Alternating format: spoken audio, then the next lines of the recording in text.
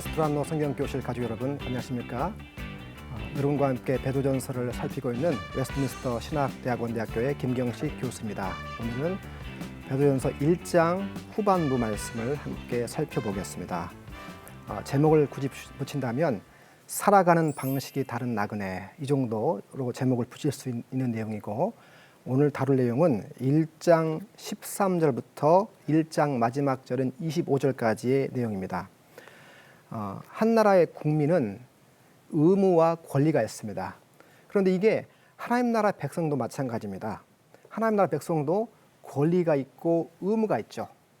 성도로서 누리고 있는 권리가 뭐냐면 의지할 수 있다는 겁니다. 하나님을 의지할 수 있다는 것이 성도들의 권리입니다.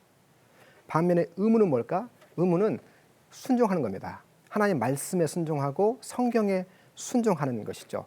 찬송가에도 보면은 의지하고 순종하는 일은 예수 안에 복된 일이다라는 그런 찬송가도 있지 않습니까? 오늘 다룰 이 내용은 성도의 특권 말고 의무를 다루고 있는 내용입니다. 하나님의 말씀에 어떻게 따라 살아야 될지를 가르치는 내용이라고 볼 수가 있겠습니다. 본문은 크게 두 부분으로 나눌 수가 있습니다. 1장 13절부터 21절까지, 그 다음에 22절부터 25절까지 나눌 수가 있습니다. 앞에 13절부터 21절은 주로 성도 개개인에게 주는 윤리적 권면 이야기입니다. 반면에 22절부터 25절은 성도 개개인이 아니고 교회 공동체 차원에서 주는 윤리적 권면이라고 볼 수가 있겠습니다. 먼저 개개인에게 주는 윤리적 권면을 다루고 있는 13절부터 21절까지 말씀을 살펴보겠습니다.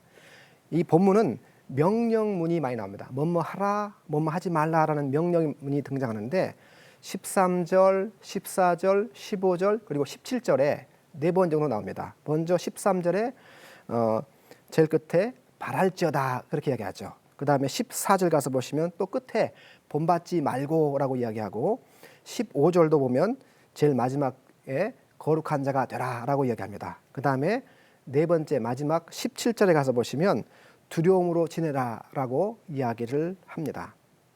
구원은 방종을 열매 맺는 것이 아니라 거룩함, 세상과 구별됨이라는 열매를 맺게 만듭니다. 이 본문 말씀을 좀 먼저 크게 한번 살펴보겠습니다. 베드로 사도가 볼 때 베드로전서를 봤던 수신자들을 위협했던 것은 사실 외부의 예수 믿지 않는 사람들의 위협, 적대감, 비호의감이 아닌 걸 알 수가 있습니다. 외부적인 것이 아니라 내부적인 것이죠. 왜냐하면 14절에 너희가 전에 알지 못할 때 따르던 너희 사욕을 본받지 말라라고 이야기하면서 베드로는 먼저 교회 밖에 있는 또는 불신 세상부터 오는 비난과 욕을 설명하는 게 아니고 우리 내부에 있는 적이 더 우리를 흔들 수 있는 위협적인 것이다라고 이야기를 합니다. 이 내용을 보면 구원은 성도의 미래와 현재를 지배하는 힘입니다. 구원은 우리의 미래에만 영향을 미치는 게 아닙니다. 또한 구원은 우리의 현재에만 영향을 미치는 게 아니죠. 둘 다 영향을 미치는 겁니다. 왜냐하면 13절에 미래 이야기를 합니다. 온전히 하나님께서 가져다 줄 은혜를 온전히 바랄지어다. 소망하라고 이야기하죠. 소망 이야기는 미래와 관련된 이야기죠. 그 다음에 14절과 15절은 현재 이야기입니다. 이방인들의 사역을 본받지 말고, 이게 현재 이야기입니다. 그 다음에 또 하나 15절에 거룩한 자가 되라. 이것도 현재 우리가 어떻게 살 것인가를 다루는 이야기입니다. 13절부터 16절까지 살펴보겠습니다. 거룩한 자가 되라는 권면인데요. 여기 13절에 베드로 사도는 먼저 이렇게 이야기합니다. 그러므로 너희 마음의 허리를 동이고 근신하여 라고 이야기를 하죠. 이 마음의 허리를 동인다라는 말을 살펴볼 필요가 있습니다. 이 마음의 허리를 동인다는 말은 굉장히 낯선 표현입니다. 왜냐하면 허리는 마음에 있는 게 아니죠. 마음은 허리가 없는데 비유적으로 상징적으로 쓴 표현입니다. 이 표현을 이해하려고 그러면 당시 유대인들의 의복 문화, 유대인들이 옷을 입었던 그 풍습을 생각하시면 되는데, 유대인들은 길게 끌리는 옷을 입었습니다. 따라서 긴 옷을 끌어올려 허리에 끈을 맸습니다. 이것은 비유적으로 행동을 취할 준비를 하다라는 그런 의미죠. 이 허리를 동인다 이 표현은 베드로전서를 이해할 때 중요한 그 배경이 있습니다. 출애굽 사건인데 바로 지금 베드로가 여기서 출애굽 사건을 예로 듭니다. 출애굽기 12장 11절에 보면은 출애굽 당시 이스라엘 백성들이 했던 행동이 있습니다.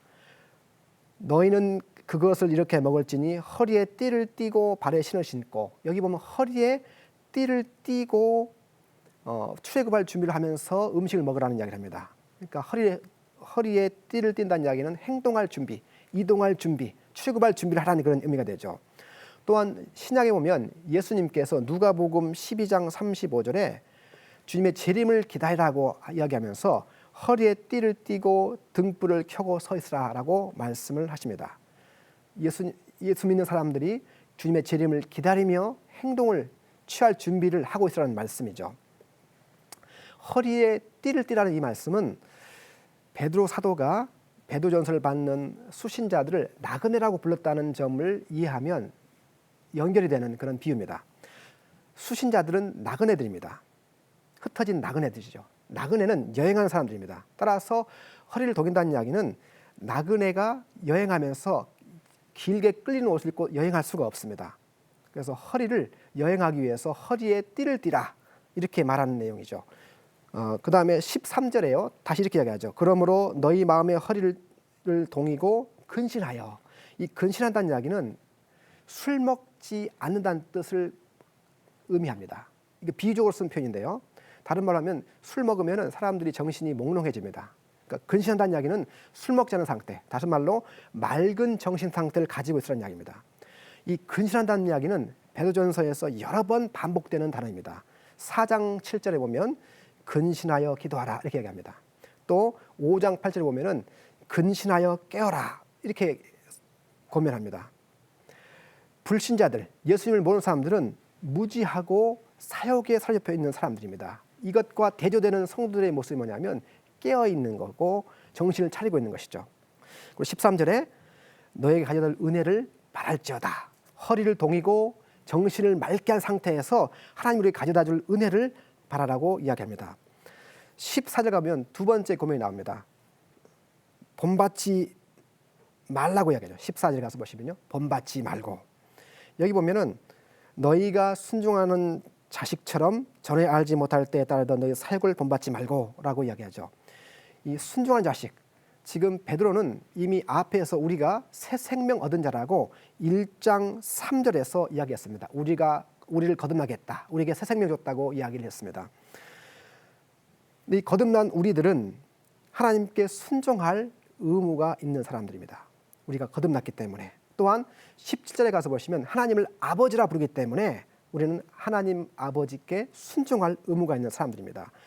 이 베드로전서에서 자녀라는 말과 순종하는 말이 계속해서 결합되어 나타납니다. 지금 여기 1장 14절에 보는 것처럼 순종하는 자식처럼 이렇게 하겠다면 또 베드로전서 3장 6절 같은 데 가서 보시면요. 사라의 자녀들을 언급하면서 똑같이 순종이라는 단어를 사용하고 있습니다. 다시 말하면 자녀는 순종하는 존재입니다. 하나님의 자녀는 하나님의 뜻에 자기의 삶의 방향을 맞추고 하나님의 뜻에 순종하는 사람들이라는 뜻이죠. 이제 14절 가서 보시면 끝에 본받지 말라고 이야기합니다. 그러면서 본받지 말할 것을 과거 알지 못했던 때에 따르던 사욕을 본받지 말라고 이야기하죠. 이 사욕은 나중에 베드로전서 4장 1절부터 5절에서 설명이 됩니다. 거기 보면요. 성적 타락, 우상 숭배와 같은 과거 예수 모를 때 따라 살던 삶의 방식을 가리킨 겁니다. 그러므로 너의 사역을 본받지 말라고 했을 때는 1차적으로 우리가 예수 믿는 백성 되었으니 예수 믿기 전에 따라 살던 그 삶의 방식을 따라 살지 말라라고 이야기하고 있는 그런 뜻입니다. 15절 가서 보시면 이제 거룩한 자가 되라고 고면합니다. 거룩한 자가 되라. 그래서 이 거룩의 모델을 하나님 아버지로 들고 있습니다. 15절에 오직 너희를 부르신 거룩한 이처럼 너희도 모든 행실에 거룩한 자가 되라. 거룩의 모델을 하나님으로 제시합니다. 여기서 우리가 주목할 건 뭐냐면 베드로는 하나님과 성도의 관계를 아버지와 자녀의 관계로 설명하고 있다는 점을 기억해야 한다는 점입니다. 자식은 부모의 행동을 닮아야 됩니다. 자식은 부모를 닮아야 되죠. 하나님이 거룩하시기 때문에 그 자녀인 우리들도 하나님을 닮아가야 되는 겁니다. 이 거룩이란 말은 구약성에 보면은 죄와 부정, 불결로부터 구별되는 하나님의 독특하신 성품을 의미합니다. 따라서 세상과 구별되는 그 성품을 성도들도 본받으라고 이야기를 합니다. 16절에 그러면서 구약을 듭니다. 구약을 인용하죠. 레위기에서 19장 2절에 나오는 말씀을 인용합니다. 내가 거룩하니 너희도 거룩할지어다. 이렇게 구약을 인용합니다. 이것은 본래 레위기서에서 거룩 규정이라고 불리는 레위기 17장부터 26장에 나오는 그 본문에 나오는 아주 중요한 말씀입니다. 근데 이것을 지금 베드로는 성도들에게 적용하고 있습니다. 레위 지파뿐만 아니라 온 이스라엘 백성들에게 대해서 제사장적 용어를 사용하면서 교회를 가리켜서 하나님의 거룩을 닮은 사람들, 제사장 같은 사람들하고 이야기를 하는 것이죠. 그러니까 하나님의 백성은 하나님을 닮아가는 것이 자연스러운 것입니다. 그런데 베드로는 여기에서 한 걸음 더 나아가 하나님을 닮아가도록 힘쓰라라고 고면합니다. 자, 자녀가 부모를 닮은 것 자연스러운 것이지만 베드로는 여기서 한 걸음 더 나아가 노력해라라고 이야기합니다. 물론 성령님은 우리 속에 들어오셔서 우리를 하나님을 닮아가도록 바꿔가십니다. 우리가 성령을 의지하면 자녀들이 부모를 자연스럽게 닮아가는 것처럼 하나님을 닮아갑니다. 그렇지만 동시에 우리는 하나님을 닮아가도록 우리가 우리 자신을 내어드리고 노력하고 전심전력하는 또 측면도 있어야 되는 겁니다. 은혜도 있어야 되지만 우리의 노력도 있어야 된다라는 말씀입니다. 자, 17절부터 21절까지 이제 또 다른 권면이 등장합니다. 두려움으로 지내라는 권면이죠. 두려움으로 지내라는 권면. 이 17절은 윤리적 권면을 주면서 하나님의 심판을 그 근거로 듭니다. 17절에 이렇게 되어 있습니다. 외모로 보지 않고 각 사람의 행위대로 심판하시는 이를 너희가 아버지라 부른즉 너희가 나그네로 있을 때를 두려움으로 지내라. 하나님을 아버지라 부르는 우리가 하나님께서 우리를 행위대로 심판하실 것이기 때문에 두려움으로 지내라고 이야기를 합니다. 하나님을 아버지라 부르고 있습니다. 이미 베드로전서 1장 2절에도 하나님 아버지의 위대하심을 따라라고 하면서 하나님을 아버지라 불렀었습니다. 이제 하나님을 아버지라, 교회 공동체적으로 또 우리 개인적으로 하나님을 아버지라 부르는 특권을 누리게 된 겁니다. 근데 이 아버지가, 하나님 우리 아버지가 어떻게 우리를 대하시는가? 사람을 각 사람의 행위대로 심판하지 않는다고 이야기를 합니다. 외모로 보지 않는다고 이야기하죠. 이 외모로 보지 않는다, 하나님께서 차별하지 않는다는 이야기를 베드로는 덧붙입니다. 하나님은 우리 아버지이기 때문에 우리를 편드시는 게 아니고 하나님은 우리 아버지이기 때문에 차별하지 않는다고 이야기합니다. 이 차별 없다는 이야기는 신약 성경에 바울 사도가 하고 베드로가 합니다. 그런데 바울 사도가 하는 차별 없음은 좀 다른 뜻입니다. 여기서는요, 바울 서신에서는 하나님이 차별 없다고 얘기할 때는 하나님이 유대인과 이방인을 차별 대우하지 않는다라는 뜻입니다. 민족적, 인종적 구분을 하지 않는다는 그런 뜻이죠. 반면에 베드로전서에 오면 말이 달라집니다. 여기서는요, 유대인과 이방인의 차별 없음이라는 이야기를 하는 게 아니고 믿는 사람과 믿지 않는 사람, 신자와 불신자 간에 하나님이 차별하지 않고 다 심판하실 거다라고 이야기를 하고 있다는 점입니다. 그러면서 17절에 이렇게 얘기합니다. 하나님이 각 사람의 행위대로 심판하실 것이다. 하나님께서 각 사람의 행위대로 심판할 거라는 이 말씀은 신약 여러 군데 등장합니다. 마태복음 16장 17절, 또 로마서 2장 6절, 디모데후서 4장 14절, 또한 요한계시록 2장 23절, 22장 12절 여러 군데 등장하는데요. 이 베드로전서의 행위대로 심판하신다는 이야기는 독특한 점이 있습니다. 그게 뭐냐면 여기 나오는 그 행위란 이야기는 단수입니다. 행위들이 아니고 행위입니다. 다시 말하면 성도들의 삶에 살아가면서 100가지를 다 낱낱이 보겠다는 뜻이 아니고 삶의 방향성을 말하는 거죠. 성도들이 평생 동안 어떤 삶을 살아왔는가를 기준으로 하나님께서 성도를 심판하시겠다고 이야기를 하는 겁니다. 따라서 하나님의 최후 심판의 근거에서 베드로가 주는 권면은 뭡니까? 17절에 두려움으로 지내라라고 이야기합니다. 두려움으로 지내라. 두려움으로 지내라는 이야기는 굉장히 난해한 말씀입니다. 왜냐하면 바로 앞부분에 하나님의 심판이 나오기 때문에 그 뒤에 두려움으로 지대라는 말은 잘못 오해하면 공포나 겁 가운데 하나님을 예배하고 섬기라는 말처럼 들립니다. 그러나 그 뜻이 아닙니다. 공포나 겁을 말하는 게 아니고 경외심, 공경을 이야기합니다. 왜냐? 그 이유가 있는데요. 그것은 바로 이 본문이 레위기서 19장 3절 말씀을 염두에 두고 있는 말씀이기 때문에 그렇습니다. 19장 3절에 너희 각 사람은 부모를 공경하고, 이 공경하고라는 말이 베드로전서에서는 두려움으로라는 말로 번역이 되어 있습니다. 헬라 원문에는 같은 단어입니다. 그러니까 자녀가 부모에 대해서 갖게 될 태도를 가리켜서 공경함, 두려움이라고 부르는 것이죠. 따라서 베드로전서 17절에 나오는 1장 10절에 나오는 두려움은 공포나 두려움이 아니고 자녀가 부모에게 갖게 되는 경외심 또는 공경을 의미하는 겁니다. 이제 18절부터 21절까지는 성도들의 새로운 신분에 기초한 윤리적 고면을 주고 있습니다. 하나님을 경외해야 할 이유를 제시하고 있는데요. 경외하며 살아야 할 이유를 제시하고 있는데, 우리의 생명이 고귀하기 때문에, 우리가 받은 생명이 너무나 가치가 있는 것이기 때문에 하나님을 경외하며 살라고 이야기를 합니다. 왜 우리가 받은 생명이 고귀할까요? 그 이유가 바로 두 가지가 있습니다. 첫 번째가 뭐냐면, 우리가 받은 이 새 생명, 구원은 값비싼 대가를 치른 구원이기 때문에 그렇습니다.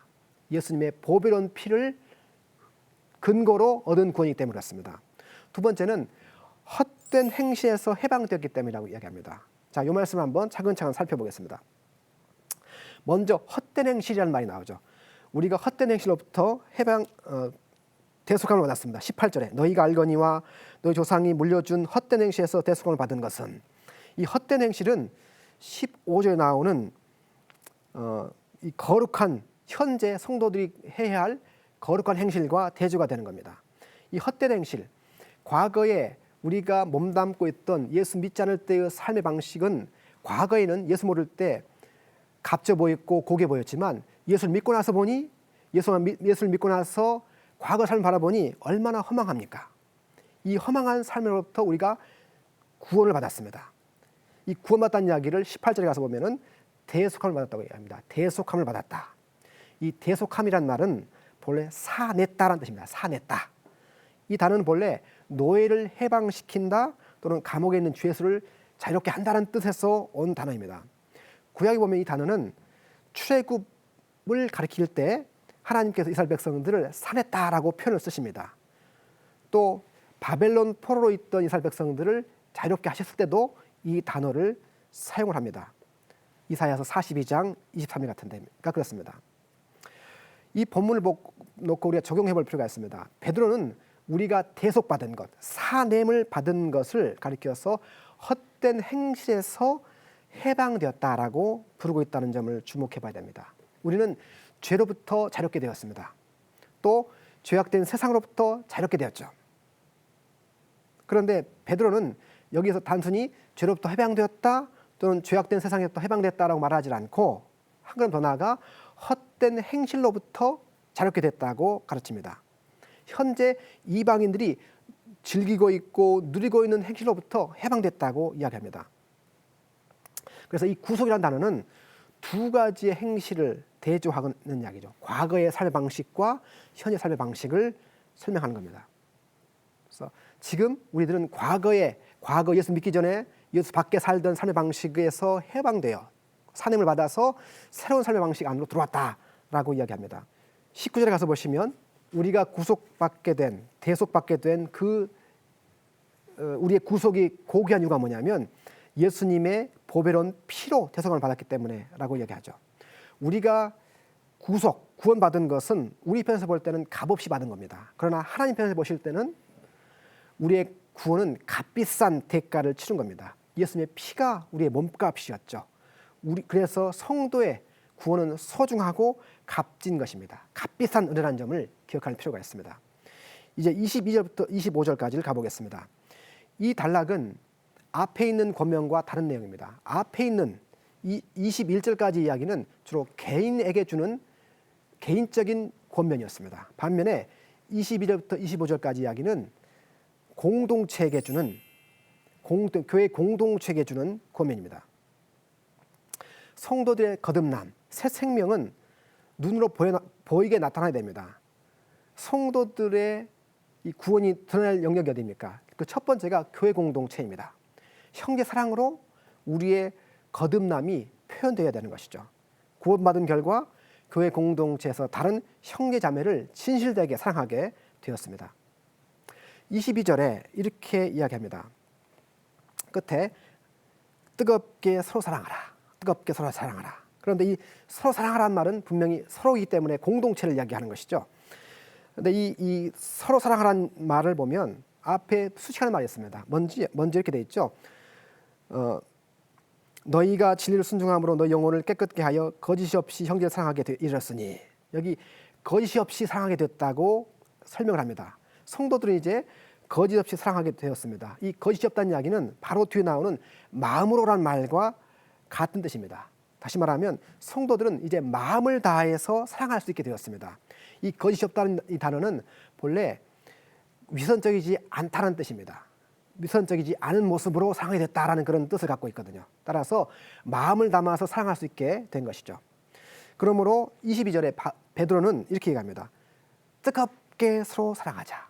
뜨겁게 서로 사랑하라. 이렇게 얘기합니다. 이 뜨겁게라는 말은 우리말로는 뜨겁게라고 번역되어 있지만 이 단어는 다른 말로 지속적으로, 계속적으로라고도 번역이 가능합니다. 그런데 이 문맥상 이 뜨겁게라기보다는 지속적으로, 끊임없이라고 번역하는 것이 더 맞을 것 같습니다. 그래서 베드로는 마음으로 지속적으로 사랑하자, 마음을 다해 쉬지 않고 지속적으로 끊임없이 사랑하자라고 권면한다고 볼 수 있습니다. 자, 왜 이렇게 지속적인 사랑을 이야기할까요? 역경과 변하는 상황에서 흔들지 말고 꾸준히 지속적으로 성령을 사랑하라고 말하고 있는 거라 볼 수가 있겠습니다. 하나님은 우리 혼자 고난을 견딜 수 없음을 알고 계십니다. 그래서 교회 공동체를 허락하셔서 우리를 고난 가운데 도우시죠. 교회 공동체에서 서로 보듬어주고 또 안아줌을 통해서 혼자 겪으면 고난 때문에 흔들리고 부서질 수 있는 우리들을 보호하시는 겁니다. 형제 사랑의 방법이 바로 고난 가운데 있는 성도를 세우는 중요한 방법이 되는 겁니다. 그리고 형제를 사랑할 수 있는 그 이유가 제시됩니다. 22절과 23절에. 그것은 바로 우리가 복음을 순종했기 때문이라고 이야기합니다. 22절에 진리를 순종함으로 영혼을 깨끗하게 사랑하기 때문에, 또 23절에 거룩하게 거듭났기 때문에 라고 이야기합니다. 그리스도인들은 자기 정체성을 알게 되면 다른 형제를 사랑할 수 있게 됩니다. 새 생명 얻었음을 무엇으로 알 수 있습니까? 그것은 마음을 다한 진실한 사랑을, 형제 사랑을 하고 있는가를 통해서 알아볼 수가 있습니다. 우리는 하나님이 차별 없이 아무 조건 없이 사랑해 주셨습니다. 따라서 그 사랑을 받은 우리들도 당연히 하나님의 사랑을 닮아가야 되기 때문에 역시나 차별 없이 무조건적으로 사랑할 수 있는 힘이 우리에게 주어지는 겁니다. 24절에 베드로는 이사야서 40장 6절부터 8절을 인용합니다. 그렇게 인용한 이유가 뭐냐면, 우리가 거듭난 그 근거가 뭐냐면 썩지 않은 씨앗, 살아있고 항상 있는 말씀으로 되었다라고 설명하기 위해서, 하나님 말씀의 영원성을 설명하기 위해 이사야서 40장 6절부터 8절까지를 24절에서 인용하는 겁니다. 우리가 받은 구원은 값싼 구원이 아닙니다. 구원은 헛된 행실로부터 받은 구원이죠. 과거 예수 모르던 헛된 행실에서 우리가 자유롭게 되어서 이제 그 과거 삶이 얼마나 허망하고 헛된 것인지를 알게 되었습니다. 하나님의 자녀로 태어난 사람은 고난 가운데서 하나님을 닮아가는 삶을 살아야 됩니다. 동시에 우리 주위에 고난받고 있는 다른 형제자매들을 변함없이 마음을 다해 사랑해 줌으로써 힘을 주는 모습이 구원받은 사람의 모습입니다. 구원은 거룩의 열매로, 형제 사랑의 열매로 드러나는 겁니다. 오늘 시청해 주신 여러분 감사합니다. 다음 시간에 베드로전서 2장 말씀을 가지고 여러분을 찾아뵙겠습니다. 감사합니다.